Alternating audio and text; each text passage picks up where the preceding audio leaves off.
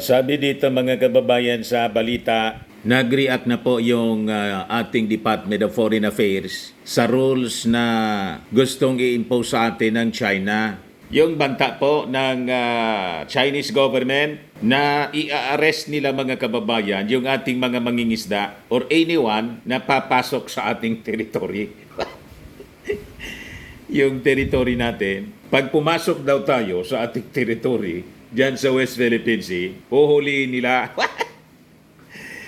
Ganon. Territory natin, sila yung manghuli. Dapat tayo ang manghuhuli. Sila yung dapat nating hulihin, di ba? Pero baliktad po, tayo daw yung huhulihin. Ngayon, sabi ng DFA, hindi anya siya maari.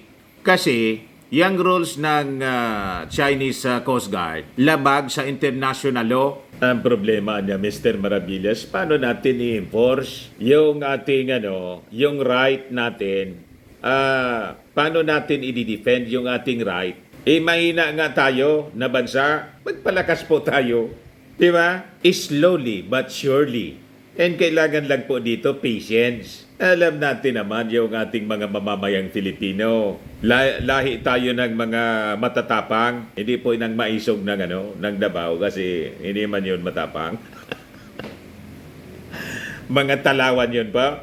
Kaya nga po, kinakaya-kaya tayo ng China kasi nakasanayan ng China nung previous administration na tayo po ay submissive lang po. Hindi tayo tumatayo para i-assert natin yung ating karapatan sa ating territory, yung ating sovereign rights ng mga kababayan dito sa ating exclusive economic zone. Kaya ang ginagawa nila itong pangbubuli sa atin. Kailangan sustain po yung ating paninindigan at may ginagawa na mga actions on how we can defend mga kababayan yung ating territory. Tiwala lang po at patience. Sabi nga po, patience is a good virtue.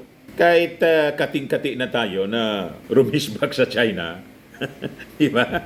Sundan lang natin yung mga strategy na ginagawa ng ating Pangulong Bongbong Marcos. Sabi po sa Bible, Ecclesiastes chapter 7 verse 9, do not be quickly provoked in your spirit, for anger resides in the lap of fools. Itong provocation pong ginagawa ng China sa atin, relax lang tayo palagi.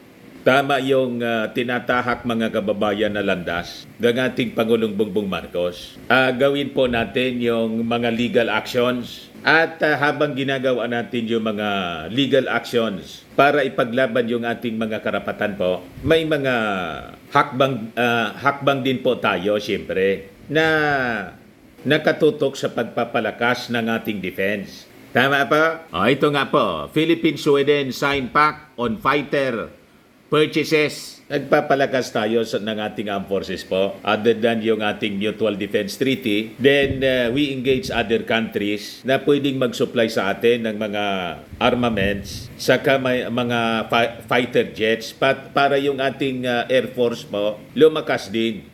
We have our magkaroon din tayo ng tinatawag na credible defense. But before ko mga kababayan ibigay sa inyo yung mga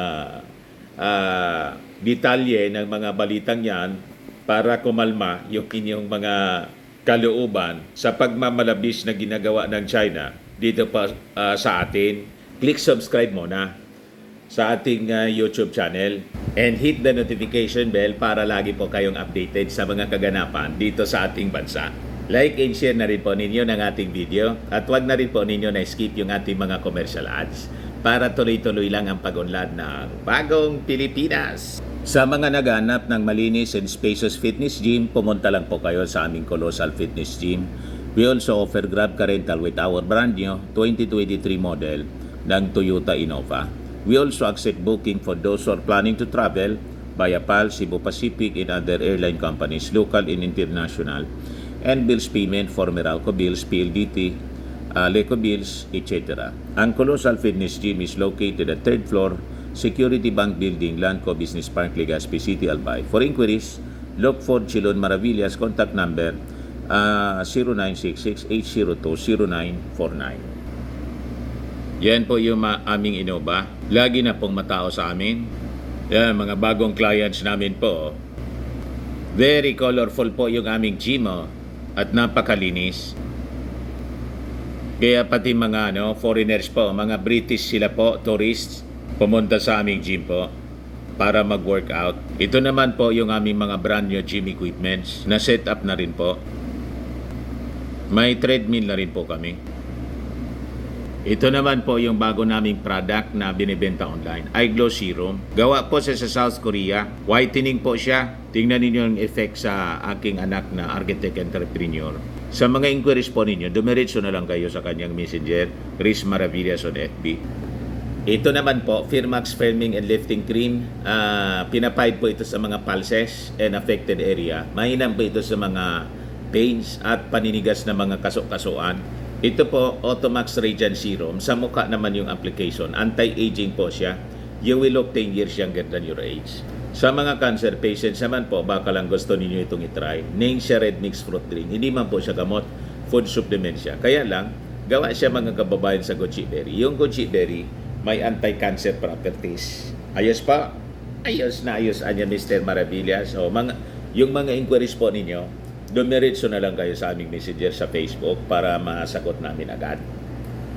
So, balikan natin yung ating kwento po. Kasi yung iba sa atin, parang naiinis na rin. Tingin nila, parang yung ating gobyerno, helpless po. Di ba? Hindi man po ito pwedeng daanin natin sa galit, sa init ng ulo. Kailangan po, maraming pasensya. Sabi sa Bible po, do not be quickly provoked in your spirit, for anger resides in the lap of the fools. Tingnan ninyo yung mga magagalitin po, napapahamak, yung mainitin ng ulo, yung mga mura ng mura. Mga mangmang ang tawag sa Bible. Mangmang. Para niya Mr. Maravillas, may tinamaan ka na naman. Mangmang man talaga po ang mga taong magagalitin. Kaya tayo po, relax lang palagi kahit yung mga issue natin dito. Seryoso po. Pero ginagawa nating magaan. Tingnan ninyo yung mga vloggers po na tagahanga ng palamura. Kung ano po yung kinasasangkutan na problema, pati yung istasyon nila. Nadamay po sa kamalasa. Dinadaan kasi po sa mga matatapang na pananalita at init ng ulo. Napakalinaw po sabi sa Bible. Do not be quickly provoked in your spirit, for anger resides in the lap of fools. Ang fools po, ang ibig sabihin niyan, mangmang, siraulo. Di ba? Kung di ka ba naman siraulo papasok ka sa problema, kailangan yung mga actions natin po ay tama, legal. Kaya itong mga ginagawa natin, pakikipaglaban para sa ating sovereignty, dinadaan po natin sa legal, hindi sa init ng ulo. Yung mga matatapang po na mga leaders ng mundo, kita ninyo yung inabot nila based sa ating history, di ba napahamak? Kaya sabi po ng Department of Foreign Affairs, ito niyang ginagawa ng Chinese Coast Guard. Yung rules niya na gusto nilang ipatupad, bawal siya, hindi siya naaayon sa international law. Ayan yung ating mga leaders na may tapang, pero yung tapang po, hindi niya po dinadaan sa maanghang na mga pananalita, kundi sa legal na mga pamamaraan. Yan po sabi ng Department of Foreign Affairs. Yung order niya na i-detain yung tinatawag nilang mga trespassers for 60 days dyan sa West Philippine Sea, kung saan tayo ay may jurisdiction, violate other sovereign states' rights and entitlements under international law. Yan ang yung domestic laws nilang sinasabi, cannot be applied nor enforced in the high seas under international law. May laban po tayo, mga kababayan. Kasi yung China, member ng United Nations, nasa panig po natin yung mga bansa. Walang pumapanig po sa China. Kaya dapat malakas yung ating loob po. So sabi ng DFA po, yung China niya will be in direct violation ng international law. Pag ginawa nila niyang i-enforce yung sinasabi nilang regulations in the waters, in maritime features na nasa within the illegal, null and void, and expansive 10-dash line. Kasi yung sinasabing 10-dash line ng China po, wala mang kumikilala po niyan. Kaya pinaalala mga kababayan ng DFA sa China that its domestic laws should abide by its commitments and obligation under international law. Lalo na po itong 1982 United Nations Convention on the Law of the Sea, the binding 2016 arbitral award niya on the South China Sea, as well as yung 2002 Declaration of the Conduct of Parties in the South China Sea. So pag nagpilit mga kababayan ang China na gawin po, kukuyogin siya ng buong mundo. Kaya ang panawagan po natin for China to comply with international law and desist from any action that would undermine peace and security in the region. So pinalabas po ito ng DFA sa gitna ng banta ng China na by June 15 daw, next month na po, i-arrest daw nila mga kababayan yung mga trespassers na kanilang tinatawag doon sa area na sakop natin. Trespassers tayo sa ating bakuran. Yan ang lumalabas mga kababayan. Yan ang gustong mangyari ng China. Hindi po maaari. Paano tayo naging trespasser sa ating bakuran?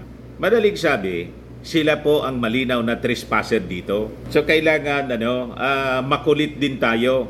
Lahat ng mga actions nila, may counter actions din tayo. Bag hindi po, mahilig silang mag-normalize ng mga bagay-bagay kahit mali. Di niya, Mr. Maravillas, yung mga legal actions na ginagawa natin. Ito, may suggestion si dating Solicitor General, hindi pala, dating Supreme Court Justice Francis Hardilesa. Mag-file daw niya tayo ng kaso laban sa China for the damage na ginawa ng China po, yung pamimirwisyo ng China dito sa West Philippine Sea, environmental damage. At yung suggestion mga kababayan ni Hardilesa, it should be filed before the 2025 midterm election. Baka niya ma-overtaken pa ng eleksyon sa 2025, hindi na masikaso. Speaking at the 111 commencement exercises sa Silliman University sa Dumaguete City, sabi po ni Hardilesa na optimistic siya that the administration of President Ferdinand Marcos Jr. will take concrete steps in protecting the country's territory, being the chief architect of foreign policy. So maging pong si Hardilesa, kumbinsido po sa tinatahak na landas ng ating Pangulong Bongbong. Kumbinsido siya. Tulad ni dating Senior Associate Justice Antonio Carpio, kahit hindi kaalyado ng ating Pangulo, pero dito po sa issue ng foreign policy, dito sa issue ng West Philippine Sea, kumbinsido po si Carpio. Ganon din po si Hardilesa. Pero Mr. Maravillas, nabalitaan mo yung isang movement ngayon na may acronym na MAD, Marcos Alis Dyan. May grupo ngayon po, MAD, Marcos Alis Dyan Movement. Nag-launch sila ngayon sa Quezon City. Huwag kayong nagpapaniwala dyan sa grupong yan kasi yung mismong nag-organize po, Chinese. Si Tio Laurel po. Hindi, ito yung DA Secretary po. May isa ring Tio Laurel. Huwag kayong nagpapaniwala dyan kasi malamang funded yan ng China. Lahat na propaganda po ng Chinese government. Dapat nga niyan patalsikin na rito sa Pilipinas. I-deport po. Tingnan din, imbestigahan. Mga kababayan yung birth certificate niyan. Baka tulad ni Alice Go. Tama? Ayan po, kino-cover ng SMNI. Iba't ibang sectoral group na nawagan na bumaba na sa pwesto si PBBM, Marcos Alis Dyan Movement. Ayan po, MAD. Inilunsad sa Quezon City, Marcos Alis Dyan Movement. The same group po. Kick out Marcos. Ito baga si Ka Eric.